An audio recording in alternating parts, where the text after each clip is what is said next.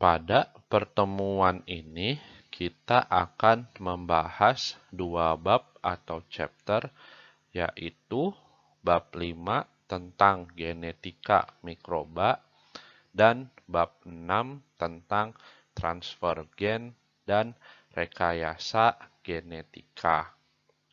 Karena bahan ini lumayan banyak, jadi untuk penjelasan dari saya akan saya berikan summary ataupun materi intinya saja. Jika kalian tertarik untuk mempelajari lebih lanjut, kalian bisa membaca dari internet ataupun sumber-sumber literatur lain yang ada. Kita akan mulai dengan membahas bab 5 tentang genetika mikroba. Semua informasi yang dibutuhkan oleh makhluk hidup disimpan dalam materi genetik organisme di dalam DNA ataupun RNA. Materi genetik berupa RNA hanya ditemukan pada beberapa virus. Materi genetik ini akan menjadi suatu karakteristik makhluk hidup yang kita sebut sebagai genotip, yaitu karakteristik makhluk hidup yang berada di dalam DNA ataupun materi genetiknya. Kalian juga mungkin sudah dengar tentang fenotip, yaitu karakteristik makhluk hidup yang diperlihatkan oleh makhluk hidup tersebut. Sebagai contoh, mungkin ada manusia yang warna kulitnya sawo matang atau putih, itu merupakan karakteristik fenotip.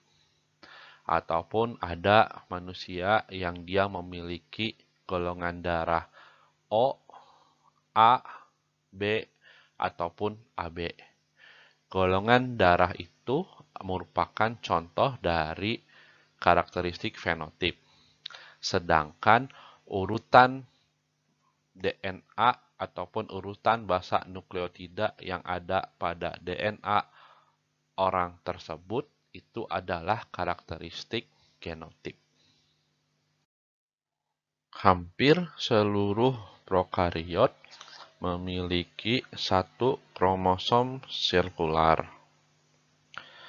Ketika dibentangkan, satu molekul kromosom ini bisa mencapai panjang 1 mm ataupun 1000 kali lebih panjang dari panjang sel. Struktur berukuran besar ini bisa berada di daerah nukleoid sel dalam bentuk yang sangat kompak karena struktur ini dapat melakukan supercoiling di mana DNA ini akan terpilin dan memadat sehingga menjadi sangat kompak dan berukuran kecil. Berikut merupakan struktur umum DNA.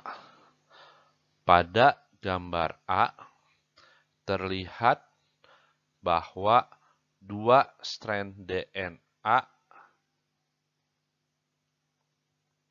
masing-masing terdiri dari gula deoksiribosa atau D, gugus fosfat atau P, dan kedua strand ini tergabung karena adanya ikatan hidrogen antara basa nukleotida yang berpasangan. Basa nukleotida adenin atau A akan berpasangan dengan timin atau T. Sedangkan basa nukleotida guanin atau G akan berpasangan dengan basa nukleotida sitosin. Setiap strand atau masing-masing strand ini berisi materi genetik yang dibutuhkan untuk pembentukan DNA baru. Pada gambar B, molekul DNA akan membelit membentuk struktur double helix. Strand DNA akan terbentuk dari ujung 5 aksen ke ujung 3 aksen. Jadi kalau di sini ujung 5 aksen, itu 3 aksen di atas, lalu di yang satunya lagi di pasangannya ujung 5 aksennya di atas dan ujung 3 aksennya di bawah.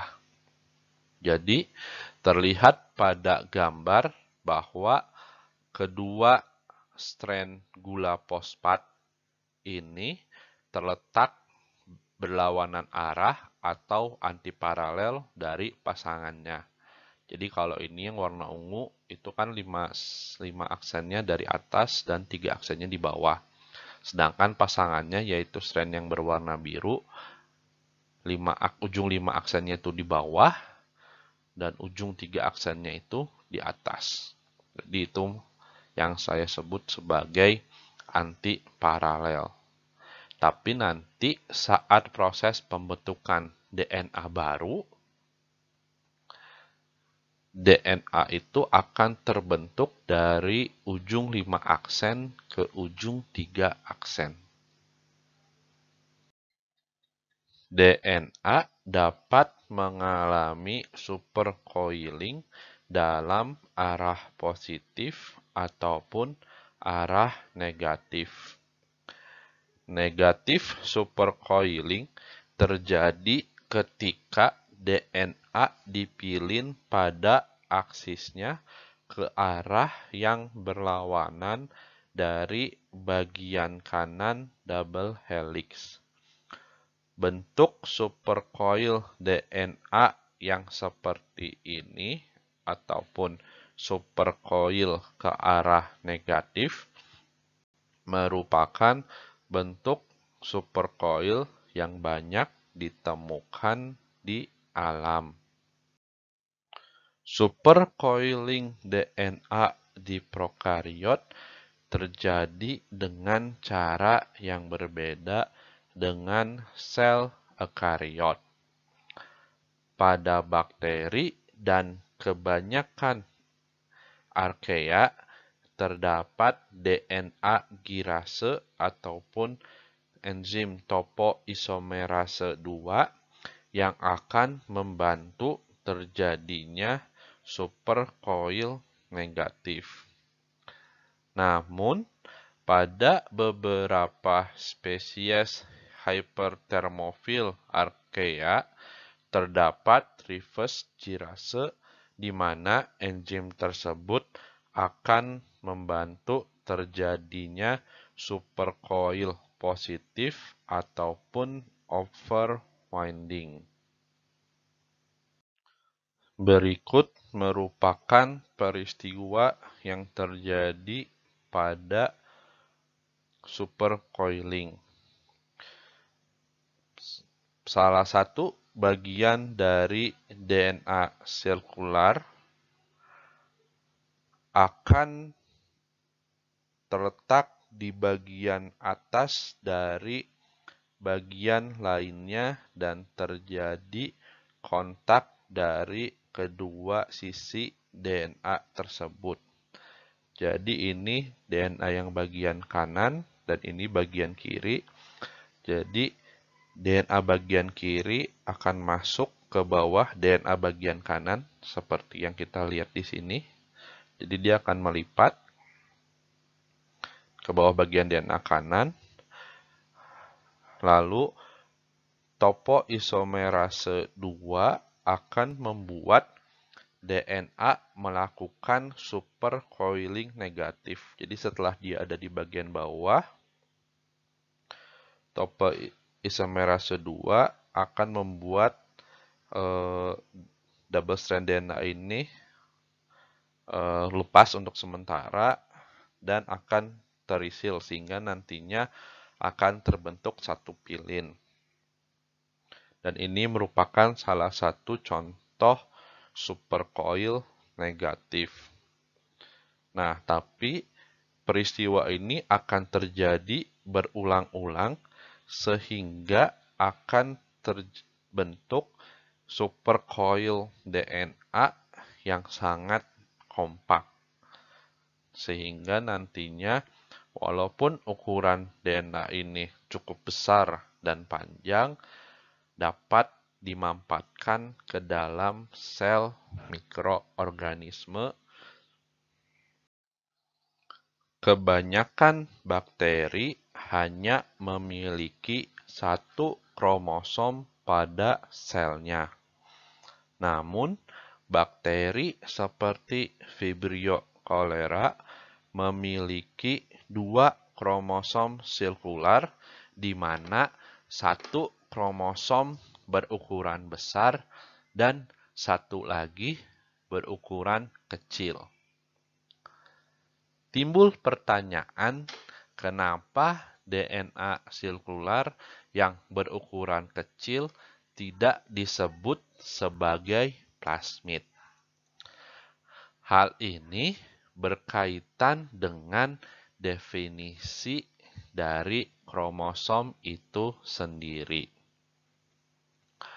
Agar suatu struktur materi genetik dikatakan sebagai kromosom, maka struktur tersebut harus mengandung molekul DNA yang merupakan informasi genetik yang esensial untuk kelanjutan kehidupan ataupun survival dari organisme tersebut. Contoh informasi genetik tersebut adalah informasi genetik yang mengkode enzim-enzim untuk proses katabolisme, anabolisme, proses replikasi, transkripsi, dan juga translasi. Jadi, tanpa adanya gen yang mengkode enzim-enzim tersebut, mikroorganisme itu tidak dapat bertahan hidup.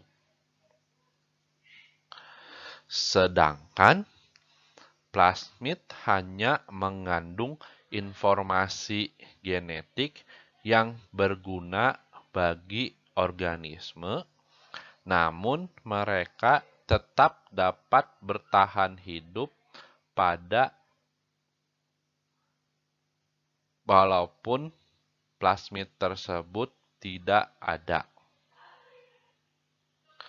Contoh dari plasmid itu seperti fertility plasmid, yang merupakan plasmid yang berfungsi untuk melakukan konjugasi ataupun perpindahan materi genetik dari satu sel ke sel lain.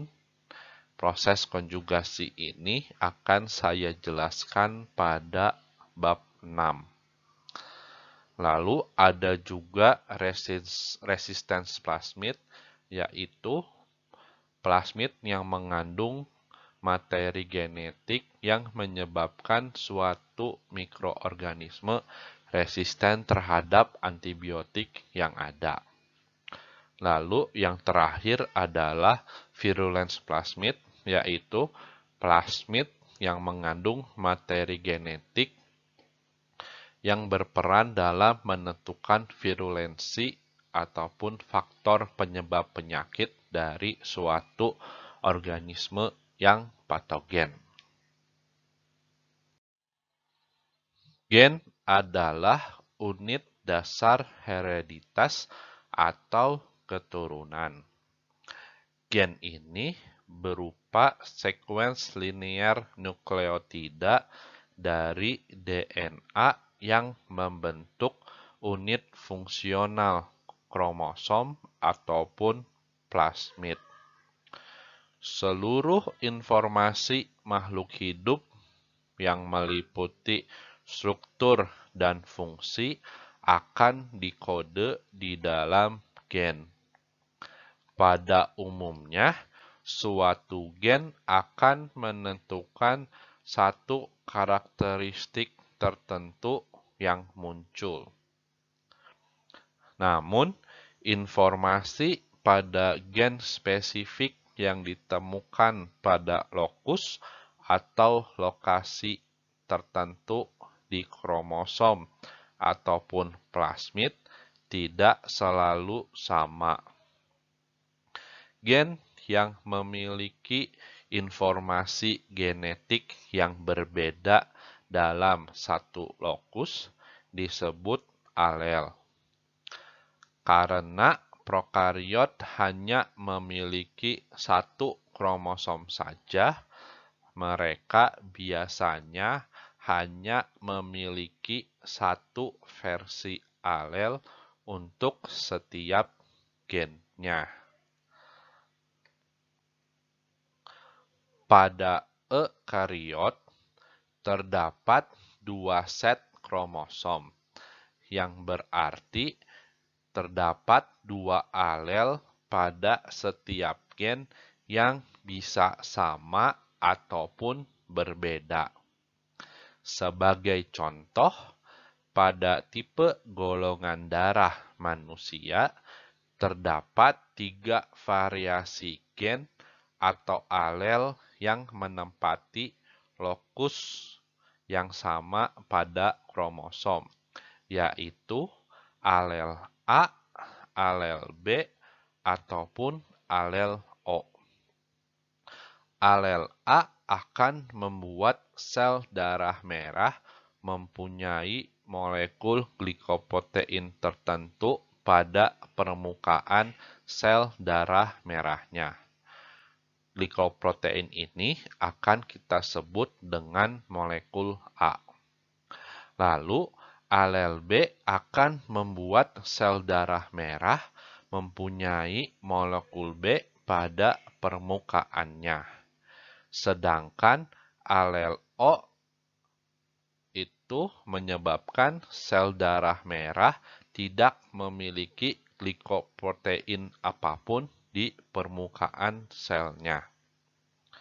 Lalu, orang-orang dengan sel golongan darah AB mempunyai alel A dan alel B pada kromosomnya, sehingga sel darah merahnya mempunyai molekul A dan molekul B di permukaan sel darah merahnya.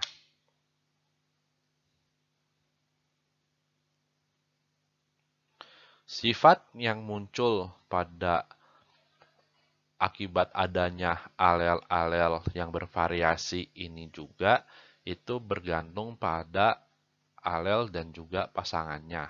Sebagai contoh, jika pada manusia ada alel A dan alel O pada lokus yang sama, maka sifat yang muncul adalah golongan darah A. Sedangkan jika ada manusia dengan alel A dan alel B pada lokus yang sama, maka orang tersebut akan memiliki golongan darah AB karena dua-duanya akan terekspresikan. Namun perlu diingat bahwa orang dengan alel A dan alel O pada pada lokus yang menentukan golongan darahnya, ketika ia membentuk sel gamet, ia dapat memberikan alel A saja ataupun alel O saja di dalam gamet ataupun sel kelaminnya. DNA berfungsi sebagai tempat penyimpanan materi genetik dan juga sebagai sarana transfer informasi. Berikut adalah ilustrasi DNA sebagai tempat penyimpanan materi genetik dalam sel Escherichia coli. Genom merupakan keseluruhan materi genetik atau DNA yang ada pada makhluk hidup. Gambar ini menunjukkan simplifikasi dari genom ataupun kromosom Escherichia coli. Genom atau kromosom Escherichia coli terdiri dari 4.000 gen, dan yang ditampilkan pada gambar, yaitu yang terletak di bagian luar, hanyalah gen-gen yang umum dipelajari pada Escherichia coli. Ketika seluruh kromosom ataupun genom E. coli ini dipindahkan ke sel lain melalui proses konjugasi, dibutuhkan waktu sekitar 100 menit. Proses konjugasi akan saya jelaskan pada segmen atau bagian transfer gen. Angka pada bagian dalam lingkaran menunjukkan lamanya waktu transfer yang dibutuhkan dalam menit untuk mencapai gen tersebut. Bagian dalam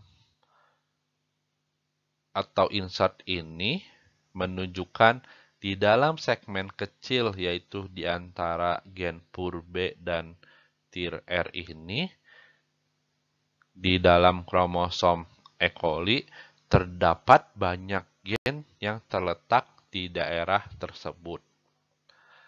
Gen-gen yang terletak di bagian luar ini adalah gen-gen yang umum dipelajari pada Escherichia coli. Berikut merupakan cara untuk menentukan lokasi gen pada suatu kromosom dari bakteri tertentu.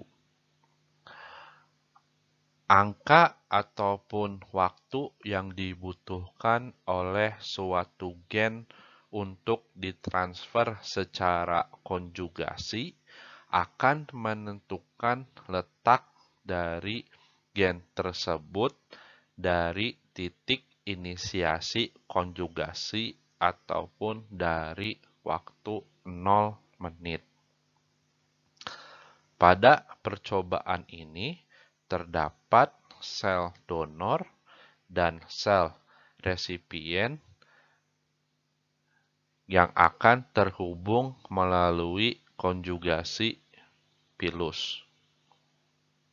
Sel donor akan memberikan materi genetik atau kromosomnya kepada sel resipien melalui konjugasi pilus ataupun pilus konjugasi. Namun, peneliti dapat mengatur lamanya waktu konjugasi dengan mengganggu proses konjugasi tersebut. Peneliti dapat menyalakan blender dalam rentang waktu tertentu. Ketika blender menyala, konjugasi pilih ini akan terputus dan menghentikan proses transfer kromosom. Peneliti kemudian akan menumbuhkan sel resipien untuk mengamati gen apa saja yang sudah diterima oleh sel resipien tersebut melalui proses konjugasi dalam rentang waktu tertentu. Dengan mengatur ataupun memvariasikan waktu atau lamanya proses konjugasi, peneliti dapat menentukan urutan gen yang ada pada kromosom dari sel donor. Sekian yang dapat saya sampaikan tentang bagian pendahuluan dari genetika mikroba. Sampai berjumpa lagi pada segmen selanjutnya.